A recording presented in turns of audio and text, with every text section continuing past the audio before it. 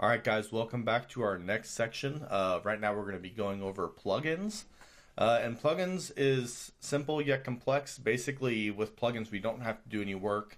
Someone's already done the work for us, and we're going to use it to make additions to our site. So, someone else out there has created almost every plugin you can possibly think of. Everything you need to get done, almost everything. Someone's already done it for us, so why reinvent the wheel every time? Right. This keeps you from writing a lot of custom code, especially when it comes to functionality. Like we end up using sliders and carousels very, very often on our site. And instead of having to write the code yourself, there's 50 great ones that are free through the WordPress repository that you can find right through here. Right, they're free, and for the most part, we can modify them to suit whatever needs we have. So, real quick, what we can do here is we have all the default plugins is what it's showing up here. You know, it comes with Ask Me Net and Hello Dolly and all this stuff. Those are just default plugins that WordPress comes with. We have the option to activate, deactivate them, edit, or delete them. You can't delete any plugin that's activated. You have to deactivate it first, and then you can delete it and remove it.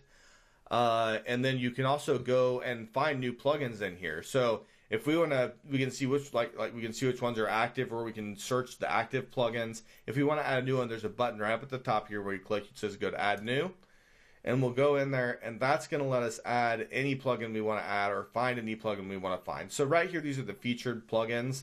They're the most commonly used really common plugins. Obviously, if you go scroll over to the next section over there, if we scroll back up a little bit. Here's a good one to note for theme developers, a simple and easy way to test your theme for all the latest WordPress standards and practices.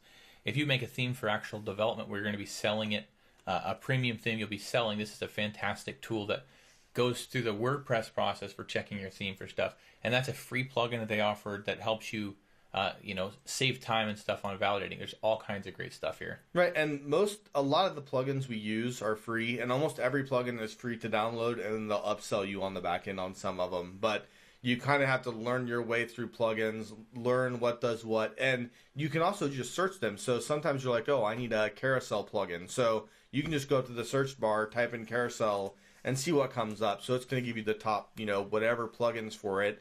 Check the rating, see how many people have downloaded it, find the best one, and then you can use a couple of different ones until you find one that you really like. So that's more or less it on plugins. You can go in and edit your plugins, but that's not really something you want to do. Mostly leave it to the developers to make good plugins and use the ones that are already working well. That's my suggestion, at least. Yeah, well, I'll say two things. One, when looking for plugins, something to keep in mind is last updated. I've run into the problem a lot where I get a plugin I think is great, last updated 3 years ago. So then WordPress releases an update, and this plugin isn't keeping up to date anymore, and it burns out. And actually, there's a course on Udemy where the guy was guilty of that. Had a plugin that was really out of date, and a WordPress update really blew it out of the water, and you couldn't even use it anymore. So you need plugins that are receiving continued support so that they stay up to date as WordPress's code changes.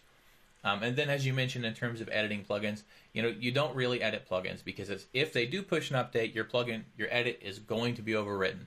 So the way to do that, there's separate ways to do that, and you would need to learn specifically how to edit plugins through your functions file that's built into your theme, as opposed to going into the plugin and editing it directly. Yeah, and that's a little more advanced and something that typically you're not going to run into. If you do, Google searches there. Right. So you'll be able to find a way to do that specific, thing.